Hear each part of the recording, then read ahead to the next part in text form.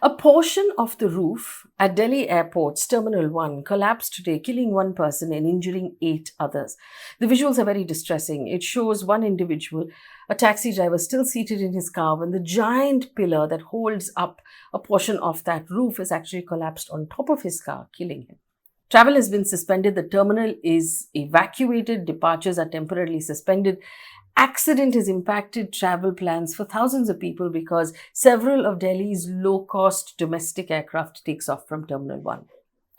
But the most shocking part about this has been what played out during the day after the incident. The ridiculous explanations that have been offered to justify or to pin the blame on what happened in this airport. Here are the 5 most ridiculous excuses that have been put forward because of the collapse of the roof at Delhi Airport Terminal 1. Firstly, blaming the rain. Mainstream corporate media ran a headline, and I'm quoting, that said, "Heavy rain causes roof to collapse at Delhi Airport." Another headline said, "Delhi Airport collapsed early morning due to heavy rain." Could we actually be suggesting that an airport collapsed because of heavy rain? Airports are designed to withstand bad weather. They're designed to withstand earthquakes. It is completely nonsensical to suggest that heavy rain caused the collapse. Also, how heavy was the rain? According to the Met Department, it began raining around 3 a.m. and lasted for 3 hours. We got 148.5 mm of rainfall. It's the beginning of the monsoon, and it's terrorizing the city of Delhi. Rain was not the only culprit. The second excuse that came quickly on the handles, on the Twitter handles or the X handles of journalists who normally speak for government, was this. It said that Delhi Airport Terminal 1 was constructed in 2008-9 during the UPA regime. Work was contracted out by GMR to private contractors, government sources. So these are journalists actually speaking for the government, suggesting that the problem was that it was built by the previous regime. This is now a ridiculous suggestion because there are many infrastructure pieces in our country that were all built by previous governments, some dating back to the British. There's infrastructure in our country that was built by the Mughals even before the British. Are we now going to blame Shah Jahan if a portion of the Red Fort comes down? Is it not the duty of those in charge today to maintain any piece of infrastructure that citizens are using? Secondly, the suggestion that the airport was privatized, and we've privatized as a country many airports since then as well. But the maintenance of safety records and the auditing of safety still stays with the DGCA, which is the Director General of Civil Aviation, which on its own website says that it is a regulatory body primarily dealing with safety issues. So the DGCA's job is to make sure that any airport is safe, irrespective of who built it and who's maintaining it. But let's take a look at who owns Delhi Airport. It is a public-private consortium. Now, GMR Airport Limited owns 64%. Airports Authority of India retains 26%, and that's Government of India. Frankfurt Airport Services has 10%, and that's the consortium that makes up this airport. Also remember, the Delhi airport charges a user development fee like all the other airports in our country, 200 rupees per domestic passenger and 1,300 rupees for every international passenger. Where is that money going? Because it is meant specifically to look after the maintenance of the airport and the upkeep of the airport. After this happened, several opposition leaders started to blame the Prime Minister over the incident, saying that he had inaugurated an incomplete terminal hurriedly before the Lok Sabha elections. Now, as a fact check, on the 10th of March this year, just 3 months ago, the Prime Minister inaugurated or laid the foundation stone for 15 airport projects across the country worth more than 9,800 crore rupees. Among this was the expanded Terminal 1 of Delhi, this particular airport, but it was the new expanded version of it, and the Jabalpur airport where the roof collapsed one day before this. The Union Civil Aviation Minister, Ram Mohan Naidu, was quick to land up today and clarify, and I'm quoting here, he said the building inaugurated by the Prime Minister was on the other side.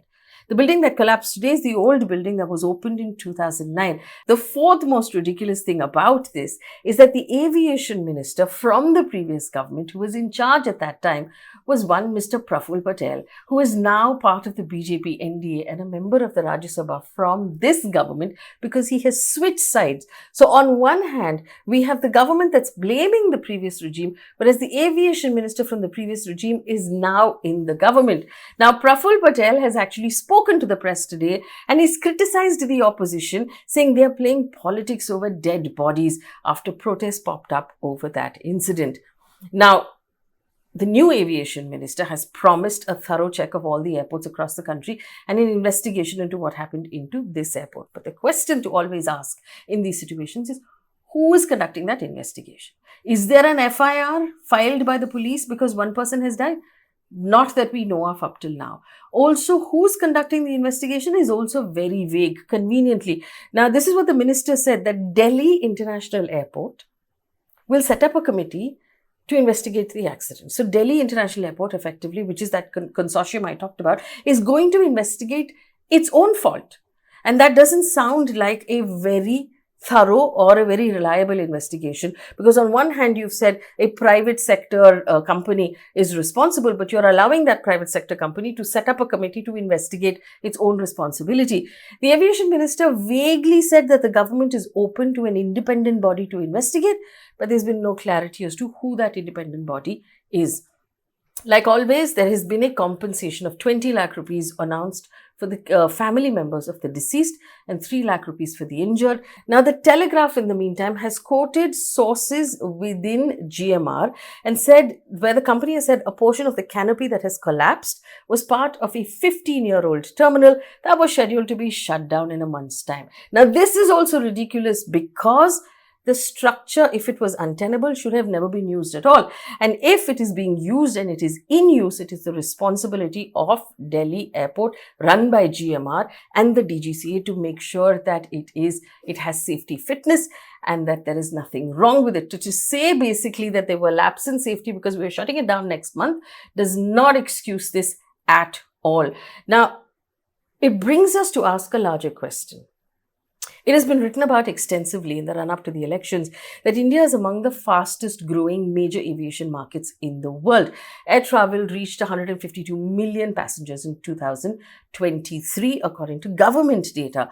The country has been building ports and expressway at the fastest pace in the last decade.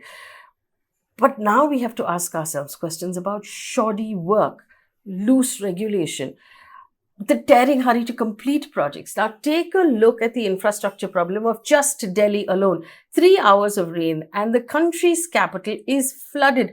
Cars are floating in water. Metro services are affected. There are traffic jams all over the city. In Vasant Vihar, a wall has collapsed, trapping laborers who are underneath the debris.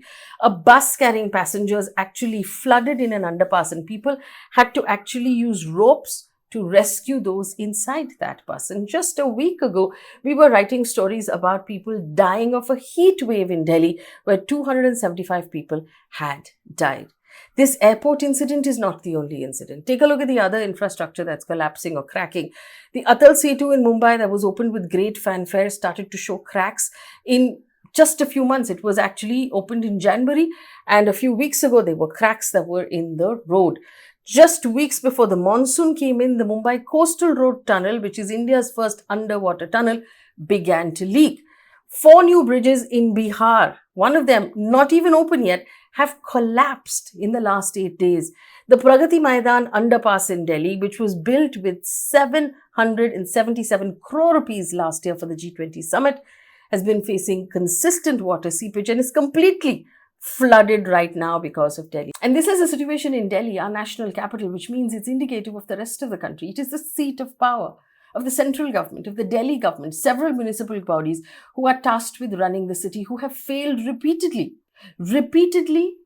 When incidents like this happen, when billboards fall and kill people, when hospitals catch on fire and newborn babies die, when play areas catch on fire, the media that controls the narrative and decides whether or not you will remember quickly changes the subject.